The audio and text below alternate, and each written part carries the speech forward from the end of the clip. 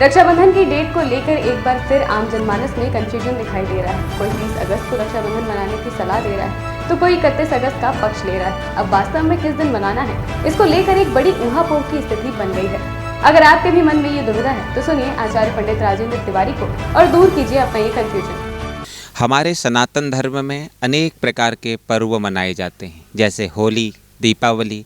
उन्हीं पर्वों में एक पर्व है रक्षाबंधन का महापर्व।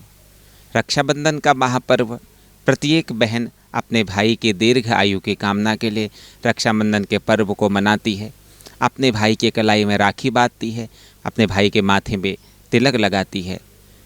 हाथ में राखी बांधने से उसका भाई शतायु होता है, दीर्घायु होता है।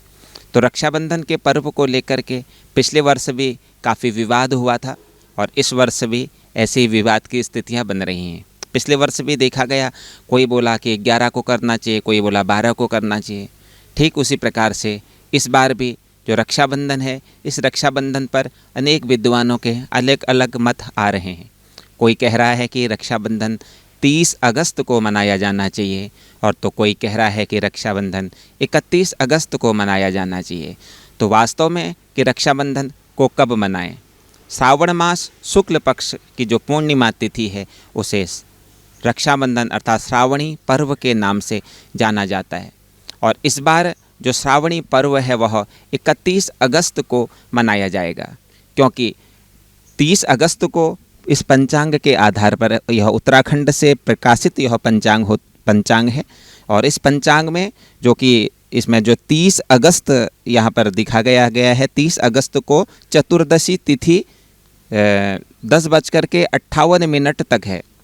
तो 10:58 के बाद पूर्णिमा तिथि प्रारंभ हो रही है और उसी पूर्णिमा तिथि के प्रारंभ होने के साथ साथ ही यहाँ पर ही भद्रा प्रारंभ हो जा रही है।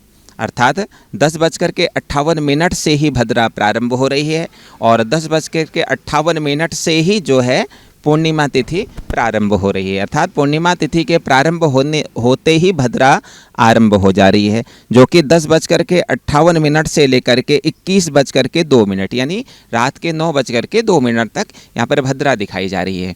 और ठीक उसी प्रकार से जो 31 तारीख है, 31 तारीख को जो पूर्णिमा है यह प्रातःकाल 7:05 तक यह पूर्णिमा तिथि यहाँ पर दिखाई गई है, जबकि 3 घटी 5 पला से अधिक यहाँ पर पूर्णिमा तिथि मानी गई है। शास्त्रों के मान्यता अनुसार अगर 1.5 घटी भी अगर कोई तिथि सूर्योदय कालीन समय में रहती है तो उसका मान पूरे दिन माना जाता है, क्योंकि उदय व्यापनी में जो तिथि है उस उदया व्यापनी तिथि का मान पूरे दिन माना जाता है। तो 31 तारीख को 7:05 तक पूर्णिमा तिथि है तो यह पूरे दिन मानी जाएगी, जबकि 30 तारीख को 10:58 से पूर्णिमा तिथि प्रारंभ हो रही है और पूर्णिमा के प्रारंभ होते ही भद्रा भी प्रारंभ हो जा रही है रात के 9:02 तक।